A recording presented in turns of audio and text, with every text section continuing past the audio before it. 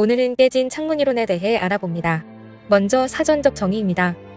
깨진 유리창 하나를 방치해두면 그 지점을 중심으로 범죄가 확산되기 시작한다는 이론으로 사소한 무질서를 방치했다간 나중엔 지역 전체로 확산될 가능성이 높다는 의미를 담고 있으며, 미국의 범죄학자인 제임스 윌슨과 조지 켈링이 공동 발표한 깨진 유리창이라는 글에 처음으로 소개된 사회무질서에 관한 이론이다. 깨진 유리창에 대해 저자들은 이렇게 이야기합니다. 만일 한 건물의 유리창이 깨어진 채로 방치되어 있다면 다른 유리창들도 곧 깨어질 것이라는 데에 사회심리학자들과 경찰관들은 동의하곤 한다. 이런 경향은 잘 사는 동네에서건 못 사는 동네에서건 마찬가지이다. 한 장에 방치된 깨진 유리창은 아무도 신경 쓰지 않는다는 신호이며, 따라서 유리창을 더 깨는 것에 대해 아무런 부담이 없다. 연구자들은 두 대의 중고차를 구매하여 한 대는 서민 거주지에, 다른 한 대는 부유층 거주지에 주차합니다. 둘 다 보닛을 살짝 열어둔 채로 두었지요. 서민 거주지에 놓아둔 차는 10분 만에 배터리가 털렸고 24시간 이내에 거의 모든 것이 사라집니다. 한편 부유층 거주지에 둔 차는 5일간 아무 일도 일어나지 않았습니다. 그런데 아무 일도 없었던 차에 연구자가 유리창 한 장을 깨뜨려 놓으니 그제서야 사람들이 차를 부수기 시작합니다. 이때 연구의 결과를 일주일 후 두 자동차에는 확연한 차이가 나타났다라고 하면 안 됩니다. 하나의 사소한 무질서를 방치했더니 후에 전체로 확산되었다. 하지만 지역마다 정도의 차이는 있다. 아무튼 두 자동차 모두 일주일 전과는 확연히 다른 모습이었다. 라고 결론을 내리는 것이 이 이론을 접근하는 바른 자세입니다. 이제 실제 상황으로 가보겠습니다. MBC 예능 프로그램 서프라이즈에서도 다루었던 이야기입니다. 1980년대 뉴욕에서는 연간 60만 건 이상의 중범죄 사건이 일어났는데, 당시 여행객들 사이에서 뉴욕 지하철은 절대 타지 말라는 말이 공공연하게 나돌았고, 실제로 경찰이 매일 지하철 순찰을 돌 정도로 뉴욕의 치안은 말 그대로 막장이었습니다. 그러자 범죄심리학 박사였던 조지 켈링 교수는 깨진 유리창 이론을 이용해서 뉴욕시의 지하철 흉악 범죄를 줄이기 위한 대책으로 당시 뉴욕 지하철에 도배되어 있던 그래피티를 철저하게 지우는 것을 제안합니다. 흉악 범죄를 줄이려면 범죄와의 전쟁을 선포할 것이지 뜬금없이 낙서 지우기가 무슨 말일까요? 그래피티가 방치되어 있는 상태는 창문이 깨져 있는 건물과 같은 상태라고 생각했기 때문입니다. 당시 교통국의 데이비드 건 국장은 켈링 교수의 제안을 받아들여 치안 회복을 목표로 지하철 치안 붕괴의 상징이라고 할 수 있는 그래피티를 철저하게 청소하는 방침을 내세웁니다. 범죄를 줄이기 위해 그래피티를 지운다는 놀랄만한 제안에 대해 교통국의 직원들은 우선 범죄 단속부터 해야 한다고 반발합니다. 그러나 권 국장은 그래피티 지우기가 범죄 억제에 효과가 있을지 없을지는 일단 해봐야 아는 것 아니냐며 그래피티 지우기를 철저하게 하는 방침을 단행합니다. 1984년 지하철 차량 기지에 교통국의 직원이 투입되어 무려 6,000대에 달하는 차량의 그래피티를 지우는 작업이 시작됩니다. 그래피티가 얼마나 많았던지 지하철 낙서 지우기 프로젝트를 개시한 지 5년이나 지난 후에야 모든 그래피티 지우기가 완료되었습니다. 그러자 놀라운 일이 일어납니다. 그때까지 계속해서 증가하던 지하철 흉악범죄 발생률이 그래피티 지우기를 시행하고 나서부터 원만하게 되었고, 2년 후부터는 중범죄 건수가 감소하기 시작하였으며 94년에는 절반 가까이 감소합니다. 결과적으로 뉴욕의 지하철 중범죄 사건은 75%나 줄어듭니다. 그 후 1994년 뉴욕시장에 취임한 줄리아니 시장은 지하철에서 성과를 올린 범죄 억제 대책을 뉴욕 경찰 전체로 확산 도입합니다. 낙서를 지우고 보행자의 신호무시나 빈캔을 아무데나 버리기 등 경범죄의 단속을 철저하게 시행합니다. 이때 유명해진 말이 있습니다. 무관용의 원칙입니다. 사소한 경범죄일지라도 관용을 베풀지 않겠다는 것입니다. 깨진 창문 하나가 어떠한 결과를 일으키는지 우리는 이미 잘 알고 있습니다. 이 현상에는 도대체 어떠한 심리가 내포되어 있는 걸까요? 길을 가다가 쓰레기를 버리는 상황을 생각해보면 알 수 있습니다. 예컨대 우리는 지하철 환풍구 같은 곳에 주인 없는 테이크아웃 커피컵들이 몇 개 늘어놓여 있으면 지나가는 행인들이 하나 둘씩 그 곁에다 비슷한 커피컵들을 버리고 가는 것을 자주 봅니다. 주변이 깨끗하게 정돈되고 쓰레기가 버려져도 바로 청소하는 공간이면 지나가는 사람들도 무의식적으로 쓰레기를 버리지 않게 되지만, 쓰레기통이 있어도 쓰레기를 치우지 않고 방치하면 이곳은 쓰레기를 버려도 되는 곳이라고 생각하여 너도 나도 쓰레기를 버리게 되어 그곳이 오염된다는 것이죠. 신기하게도 켈링 교수는 우리가 잘 알고 있는 공유지의 비극에 관하여 다음과 같이 설명합니다. 공유지를 판단하는 기준과 공유지의 비극이 시작되는 시점과 공유지의 비극을 예방할 수 있는 해결책도 깨진 창문 이론에 있을 것이다.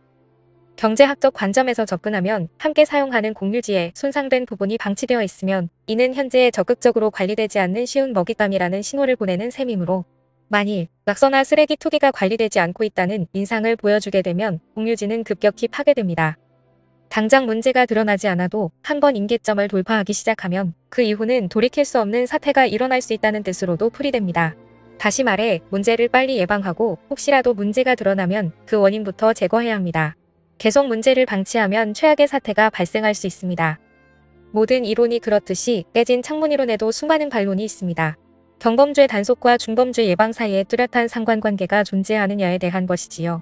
깨진 유리창 이론이 설명하는 문제의식 자체는 인정하지만 과연 신호위반과 무단투기를 단속하는 것이 살인과 강도를 예방하는 것과 직접적인 연관성이 있느냐는 것입니다. 인과관계는 그렇다 치더라도 상관관계는 있냐는 것이죠.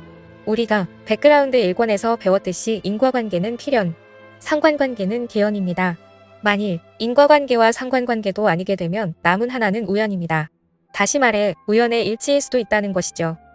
1990년 전후에 뉴욕에서 대대적인 경찰 병력 증강과 경범죄의 엄정 단속이 있었고 뒤이어 살인, 강간 등의 중범죄가 감소한 것은 사실이지만 사실 이것은 당시 미국 전체의 범죄율 하락 영향이 국제적인 모습일 뿐이란 해석도 있습니다. 심지어 당시 미국에선 경찰 인력이 감소한 도시조차 범죄율이 하락하는 경향이 있었습니다.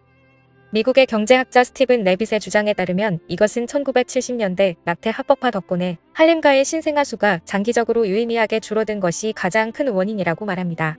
다시 말해 잠재적 범죄자의 수가 줄어들었기 때문이라는 것이죠. 그도 그럴 것이 뉴욕이 가장 큰 폭으로 범죄가 감소한 원인으로 당시 제일 처음으로 낙태를 합법화시킨 주가 바로 뉴욕이었고 그로 인해 다른 주에 비해 비교적 빠른 범죄 감소율을 보여주었다고 설명합니다. 결국 우연의 일치를 극복할 수 있는 더 정확한 증거가 필요한 듯합니다. 이제 깨진 창문이론의 문제점을 알아보겠습니다. 어떤 문제가 있을까요? 경제적 불평등과 인종차별 같은 사회적 요소들입니다. 경범죄를 단속하는 과정에서 편견과 선입견, 자별, 고정관념이 포함되는 순간 인간의 존엄성은 파괴됩니다. 2000년 이후 가시적 성과로 인해 깨진 창문이론은 북미 전체에 적용됩니다. 그리고 2022년 현재 미국 경찰의 군사화, 경찰의 폭력 문제 등 원벌주의와 무관용 정책에 기반한 현대 미국 범죄 사법 정책 자체가 전체적으로 실패로 끝나면서 그런 정책에 이론적 토대를 제공한 원벌주의적 사회학 이론들 또한 심각한 비판을 받고 있습니다. 물론 실패의 요인이 깨진 창문 이론에 있는 것만은 아닙니다. 적용 과정에서 발생한 일체의 차별적 요소로 인한 것이 맞겠지요. 지구상 어떠한 사회정책도 100% 공정하고 정의롭게 적용될 수는 없습니다. 인간의 목적의식이 포함되는 순간 과학적 공산주의의 오류가 생기듯이 어떠한 좋은 이론도 치명적 재앙을 불러일으킬 수 있습니다. 마지막으로 오늘 이론과 관련해 하인리히 법칙에 대해 짧게 알아보고 마칩니다. 큰 실수는 붉은 밧줄처럼 여러 겹의 섬유로 만들어진다. 1대 29대 300의 법칙이라고도 알려진 하인리히의 법칙은 어떤 대형 사고가 발생하기 전에는 같은 원인으로 수십 차례의 경미한 사고와 수백 번의 징후가 반드시 나타난다는 것을 뜻하는 통계적 법칙입니다. 하인리히는 미국의 한 보험사에서 손실통제 부서에 근무한 적이 있었습니다. 업무 성격상 수많은 사고 통계를 접했던 하인리히는 산업재해 사례 분석을 통해 하나의 통계적 법칙을 발견합니다.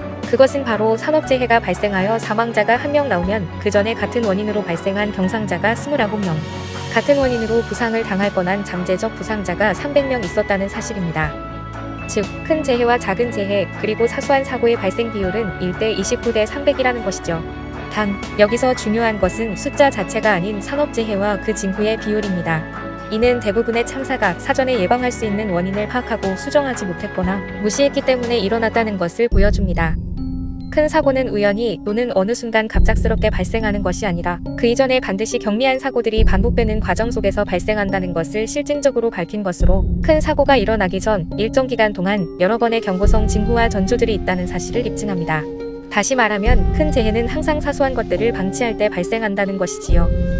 또한 사소한 문제가 발생하였을 때 이를 살펴 그 원인을 파악하고 잘못된 점을 시정하면 대형 사고 또는 실패를 방지할 수 있지만 징후가 있음에도 이를 무시하고 방치하면 돌이킬 수 없는 대형 사고로 번질 수 있다는 것을 경고합니다. 소 한 마리를 잃었을 때 외양간을 고치면 그나마 남은 소들이라도 지킬 수 있지만 소들을 다 잃어버린 뒤에는 어떤 짓을 해도 소용없다는 것입니다.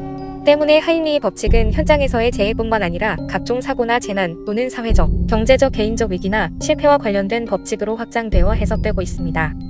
조금 변형된 형태로는 버드의 법칙이 있습니다. 하인리히의 법칙이 사망자 대 경상자 대 무상의 사고로 나누었다면 버드의 법칙에서는 사고가 날 뻔한 나차 사고까지 통계의 범위에 삽입하여 1대 10대 30대 600의 비율로 나타납니다. 1은 사망, 10은 경상, 30은 물적 피해, 600은 아차 사고이겠지요. 황금목장이라고 들어본 적이 있나요? 원래 폐가나 흉가는 다 그랬다고 생각하는 사람들이 많은데 아닌 케이스도 많습니다. 이곳이 그 대표적 사례입니다. 이곳은 음산한 사연이 있는 폐가나 흉가가 아니었습니다. 엄연히 서울에 사는 집주인이 있었고 사실 그 집주인이 가끔 가족과 함께 내려와 쓰던 주말 별장이었습니다. 그런데 집주인이 사업을 하다가 1997년 외환위기 때문에 정신이 없어 별장을 돌보지 못한 사이 흉가가 되었습니다. 어느 날 동네 불량 청소년들이 유리창을 깨고 들어가 물건을 훔치거나 모임을 했던 것을 발단으로 유리창이 깨졌고 인적은 없으니 개나 소나 들어가 헤집어 놓습니다. 그래서 시간이 갈수록 정말로 흉가처럼 변해버립니다. 그리고 2005년부터 진짜 흉가라는 헛소문이 퍼집니다. 심지어 그해 몇몇 웹진에서 흉가라고 기사를 싣고 인터넷 카페, 개인의 담력 훈련 코스나 정모 모임 장소로 사용되면서 정말로 흉가화가 가속됩니다.